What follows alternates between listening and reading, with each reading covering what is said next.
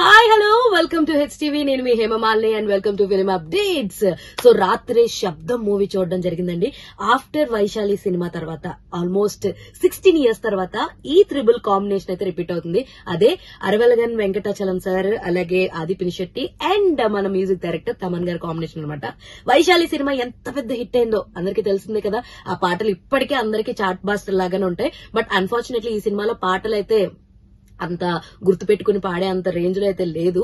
So love track ఏం లేకపోవడం వల్ల అనమాట, అంత హారర్ లో ఉండడం వల్ల సో అది మనకి లేదనమాట.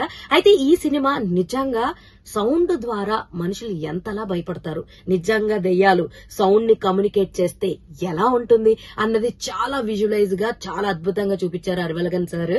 చాలా చాలా బాగుందనమాట. నాకైతే బాగా నచ్చింది. Through out the cinema edge of the seat కూర్చొని చూస్తూ ఉంటాను అనమాట. అంత బాగుంది. ఇందులో సిమ్రన్ గారు, లైలా గారు ఒక మంచి పవర్ఫుల్ రోల్స్ లో అయితే మనకు కనిపిస్తూ ఉంటారు. వాళ్ళ క్యారెక్టరైజేషన్ కూడా చాలా చాలా బాగుంటుంది. ఎక్కువ విషయాలు అయితే చెప్పట్లేదు, సినిమా రివీల్ అయిపోతుందని. సో సింపుల్ గా చెప్పాలంటే మన ఆది పినిశెట్టి ఒక గోస్ట్ ఇన్వెస్టిగేటర్ అనమాట. ఒక కేసు ద్వారా ఒక కాలేజ్ కి వెళ్తాడు. ఆ ముగ్గురు హత్యల వల్ల సో ఆ కాలేజ్ కు ఉన్నటువంటి పాత థింగ్స్ ఏంటి, అసలు ఆ స్టోరీ ఏంటి, ఆ హిస్టరీ ఏంటి అన్నది మన ఆది పినిశెట్టి కనిపెట్టి చెప్తాడు అనమాట. అదే సినిమా. బట్ చాలా గ్రిప్పింగ్ గా వైశాలి అయితే ఎంత అద్భుతంగా మనందరికి రీచ్ అయిందో అంతే అద్భుతంగా శబ్దం ని కూడా క్రియేట్ చేశారు, మ్యాజిక్ చేశారు మన అరవెలగన్ సార్. సో చాలా చాలా బాగుంది. మీరు కూడా ఏదైనా మంచి థ్రిల్లర్ హారర్ సినిమా చూడాలనుకుంటే మాత్రం go and watch in your nearest theatre శబ్దం మూవీ.